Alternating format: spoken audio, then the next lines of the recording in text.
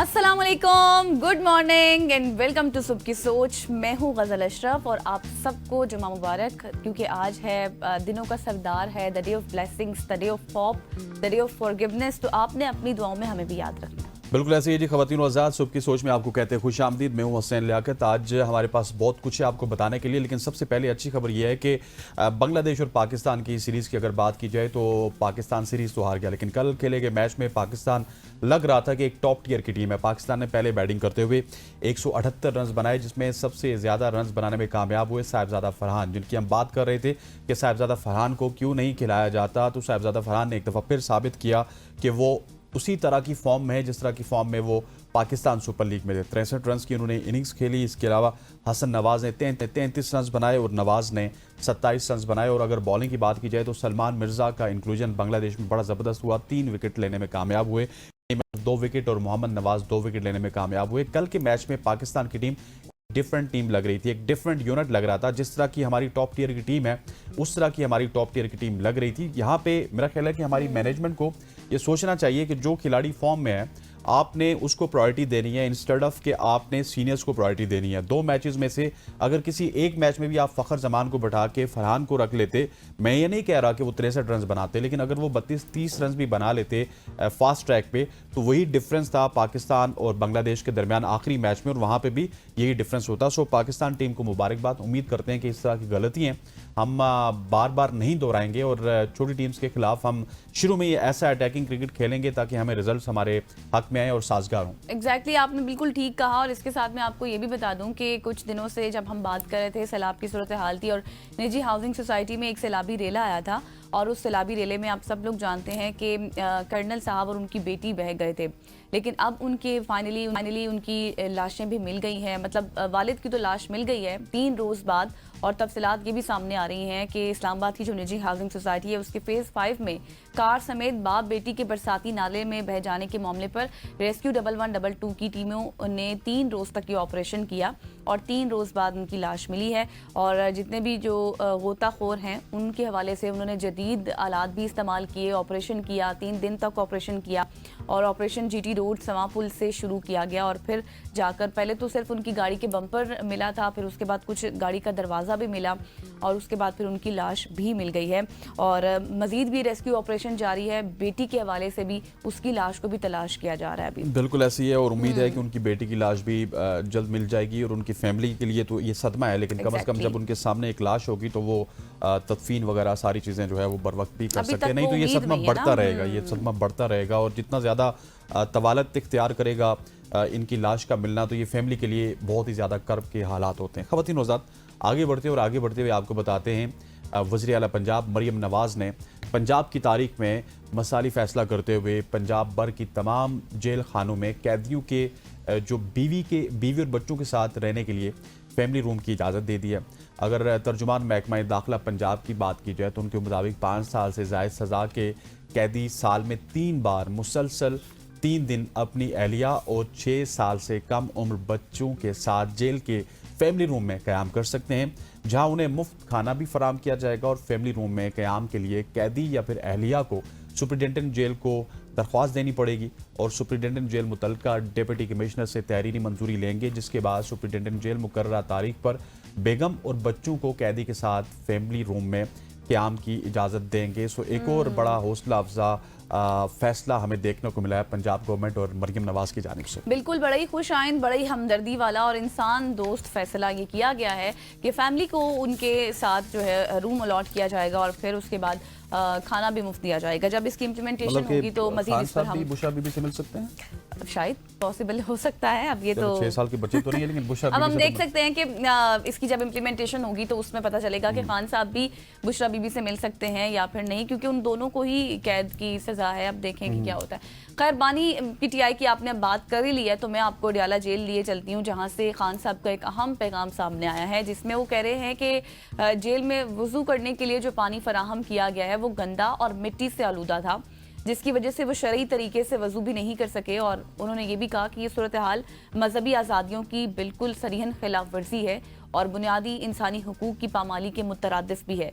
समाजी राबिते की website x पर इमरान खान के अकाउंट से एक ट्वीट पोस्ट की गई जिसमें ये लिखा गया है कि पाकिस्तान की तारीख में किसी सियासी शख्सियत के साथ ऐसा सलूक नहीं किया गया और नहीं हुआ ऐसा सलूक पहले भी जैसा कि मेरे साथ किया जा रहा है। और इसके साथ साथ ज़ाहिर है फिर आगे से जब शिकवा हुआ तो जवाब शिकवा भी आया।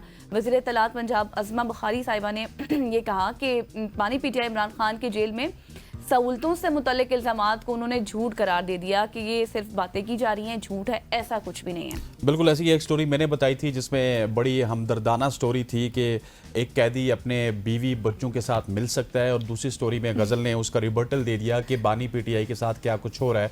हम उम्मीद करते हैं कि बानी पीटीआई के साथ भी वही कुछ होगा जो कि दूसरे कैदियों के लिए पंजाब गवर्नमेंट सोच रही है या फिर वज़ीर आला पंजाब सोचिए। अब देखते हैं इसके ऊपर अमल दरामद कब होगा, साल लगेगा, 2 साल लगेगा, क्या अगले 2 साल भी बानी पीटीआई जेल में होंगे नहीं होंगे, इस पे एक सवालिया निशान है। ख़वातीन वज़ात आगे बढ़ते हैं और एक और अफसोसनाक खबर आपसे शेयर करते हैं। मास्को रूस के मशरिकी इलाके में एक बरदार तैयारा गिरकर तबाह हो गया, जिसके नतीजे में तैयारे में सवार तमाम मुसाफिर हलाक हो गए। तफसीलात के मुताबिक तैयारे में 43 मुसाफिर जिनमें 5 बच्चे भी शामिल थे और 6 अमले के अफराद सवार थे। तमाम 49 अफराद जान की बाजी हार गए। रूसी न्यूज़ एजेंसी और मुकामी हुक्काम ने हादसे की तस्दीक कर दी है। और ये अगर तैयारे की बात की जाए तो ये 1976 में तैयार किया गया था, जो कि साइबेरियन एयरलाइन अंग्रा एयरलाइंस की परवाज़ थी। और हादसे के वक्त तैयारा लैंडिंग की दूसरी कोशिश कर रहा था जब अचानक उसका राब्ता ख़त्म हो गया। इलाकाई हुक्काम के मुताबिक तैयारा ज़मीन से टकराने के बाद आग की लपेट में आ गया। हादसे में कोई भी फर्द जिंदा नहीं बच सका, ताहम तैयारे के तबाह होने के वजूहात जानने के लिए तफ्तीश जारी है। रूस की खबरसा एजेंसी ने बताया कि तैयारे को लैंडिंग के दौरान मौसम की खराबी और कम दिखाई देने के बायस हादसा पेश आया। बिल्कुल, ये बड़ा ही अनफॉर्चुनेट है जिस तरह से तैयारों को हादसे आजकल पेश आ रहे हैं। ये सिर्फ कोई पहली स्टोरी नहीं है, इससे पहले भी हम तैयारों के हादसों के हवाले से बहुत ही स्टोरीज शेयर कर चुके हैं। अल्लाह ताला खैर करें इस हवाले से। खैर ये है कि ज़्यादा नुकसान ना हो, हम यही एक्सपेक्ट कर रहे हैं। इस हवाले से जो भी मज़ीद डिटेल्स आएंगी आपके साथ शेयर करेंगे। अब थोड़ा सा रुख कर लेते हैं लाहौर का और इस्लामाबाद के दरमियान सफ़र में इनकलाब लाने वाली एक इंतहाई शानदार खबर के लिए अब आप तैयार हो जाएं, क्योंकि मैं बात कर रही हूँ हाईवे नेटवर्क की। हाईवे नेटवर्क में एक बहुत बड़ी अपग्रेड की जो सफ़र का फ़ैसला 100 किलोमीटर तक कम कर देगी और सफ़र के वक्त में तकरीबन 1 घंटा बचाएगी। सड़क पर आप ये कहें कि वक्त गुजारने के बजाय अब आपके पास अपने कामों के लिए ज़्यादा वक्त होगा कि आप सड़क पर इतना ज़्यादा वक्त नहीं स्पेंड करेंगे, अपना काम कर लेंगे जितना टाइम आपके पास होगा। वज़ीर मवासलात अब्दुल अलीम खान ने national highway authority Lahore office का दौरा किया और आला सतही इजलास में मुख्तलिफ मनसूबों, नए इंटरचेंजेस और तामीरात पर अहम फैसले भी किए। इजलास में वफाकी सेक्रेटरी मवासलात चेयरमैन NHA शरीक थे और इजलास में M2 से मुंसलिक इंटरचेंजेस और दीगर जितने भी तामीराती उमूर हैं उस पर भी अहम फैसले सामने आए हैं। और अब्दुल अलीम खान ने कहा कि लाहौर सियालकोट मोटरवे खारियाँ और इस्लामाबाद से लिंक होगी, जबकि लाहौर सियालकोट खारियाँ इस्लामाबाद मोटरवे 4 नहीं अब 6 लेन होगी और इस्लामाबाद लाहौर का फासला सिर्फ 100 किलोमीटर सफ़र का दौरानिया 1 घंटा कम हो जाएगा। फिर साथ वो ये भी कह रहे थे कि इदारे आज की नहीं बल्कि आइंदा 30 साल की ये मनसूबाबंदी करें कि इस तरह से ये प्रोजेक्ट लॉन्च होना चाहिए और इदारों को मनसूबों के लिए क्वालिटी पर कोई समझौता नहीं करना चाहिए। ये आखिर में जो बात उन्होंने की ना, ये बहुत ज़बरदस्त है। बिल्कुल ऐसे ही, और हमने इस क्वालिटी के हवाले से गजल देखा है। इस्लामाबाद में भी जो 35 दिन में मनसूबे तैयार हुए या फिर 42 दिन में तैयार हुए, उनका बांडा थोड़ा सा हमें फूटता हुआ नजर आया बारिशों के दौरान। सो आपने जब भी इस तरह के काम करने तो क्वालिटी के ऊपर कोई कंप्रोमाइज़ नहीं होना चाहिए। और ये बड़ी अच्छी बात है कि आप उसको 4 रोज़ से 6 रो कर रहे हैं उसकी, लेकिन अब ये देखना होगा कि 6 रोज़ के बाद आप उसकी स्पीड लिमिट भी बढ़ाते हैं या नहीं बढ़ाते, क्योंकि मैक्सिमम स्पीड तो आपकी 120 किलोमीटर ही है। तो 120 किलोमीटर के तहत तो आप 3-3.5 घंटे में पहुंचेंगे। ख़वातीन वज़ात आगे बढ़ते हुए एक बहुत ही इंटरेस्टिंग खबर है मेरे पास भारत से। तकरीबन 10 साल से चलने वाला जाली सफारत खाना बेनकाब हुआ है। जाली सफारत खाना मतलब कि एम्बेसी भी आप जाली चला सकते हैं। भारतीय पुलिस ने भारतीय दारुल हुकूमत नई दिल्ली के मज़ाफ़ात में किराए की रिहायशी इमारत में जाली एम्बेसी चलाने वाले मुलजिम को गिरफ्तार करते हुए जाली सफारती प्लेट समेत गाड़ियां बरामद कर ली हैं। भारतीय पुलिस के मुताबिक मुलजिम ने एम्बेसडर का रूप धारा हुआ था और मुबैना तौर पर बैरून मुल्क नौकरियों का झांसा देकर लोगों से पैसे भी वो बटोर रहा था। पुलिस के मुताबिक 47 साल हर्षवर्धन जिन्होंने ये बताया कि उन्होंने सिबोर्गा के हवाले से बताऊं तो इटली के करीब एक गांव है जो कि छोटा सा गांव है, और वो खुद को प्रोक्लेम भी करता है और उसको इंटरनेशनल रिकग्निशन भी है कि वो अलग से एक रियासत है। या फिर वेस्ट आर्टिका, जिसके नाम से आपको जाहिर है कि ये अंटार्कटिका के वेस्ट में रियासत मौजूद है। इन जैसी जगहों के सफ़ीर या फिर मुशीर के तौर पर काम कर रहा था, और पुलिस ने हर्षवर्धन के पास से आलमी रहनुमाओं के साथ मुतादिद जाली तस्वीर और भारतीय वजारत खारजा और तकरीबन 3 दर्जन ममालिक की नकली मोहरें भी बरामद की।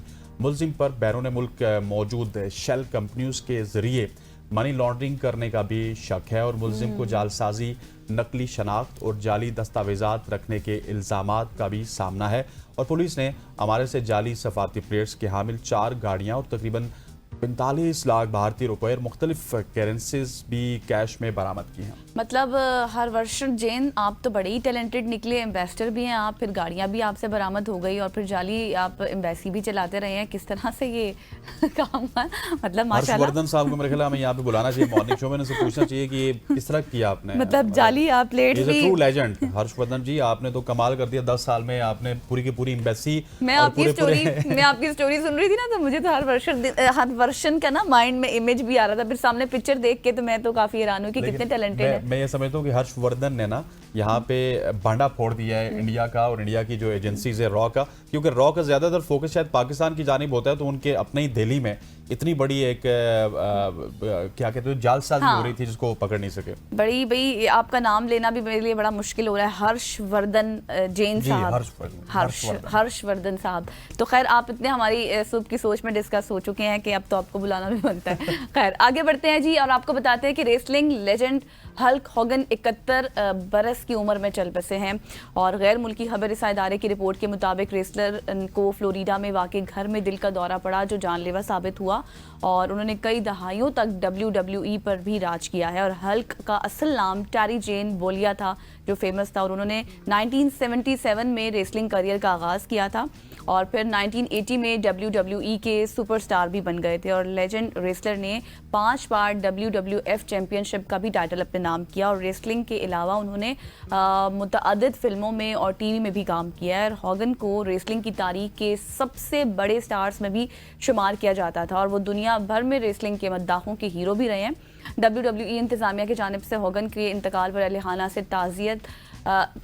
से ताज़ियत का भी इजहार किया गया है। और ये भी आपको बताएं कि उन्होंने सियासत में भी अहम किरदार अदा किया, ये भी आप मत भूलिएगा। बिल्कुल ऐसी है। और हॉगन की अगर बात कीजिए तो बड़ा एक अनकंट्रोवर्शियल सा इनका किरदार रहा है। अगर 15-20 साल लेटली की बात की जाए, जिस तरह से अगर आज की नहीं बल्कि हमारी अगर जनरेशन की बात की जाए तो जॉन सीना आपके बड़े फेवरेट हुआ करते थे, या फिर एक और जोड़ी थी ट्रिपल एच की, वो बड़ी फेवरेट हुआ करती थी। इसी तरह की ये भी हॉगन भी काफ़ी लोगों के फेवरेट थे और कंट्रोवर्सी से काफ़ी ज़्यादा दूर रहते थे। अच्छा, ये ट्रम्प के भी बहुत करीबी साथी थे। हाँ, ट्रम्प, क्योंकि ट्रम्प खुद भी WWE में रहे हैं, तो वो भी रेसलर्स के काफ़ी ज़्यादा करीब हैं। सिर्फ हॉगन के नहीं बल्कि बहुत सारे और भी रेसलर्स के ट्रम्प करीबी रहे हैं। खवातीन वज़ात, ये थी आज की सोशल स्टोरीज़। हम उम्मीद करते हैं कि आपको हमारी सोशल स्टोरीज़ पसंद होंगी।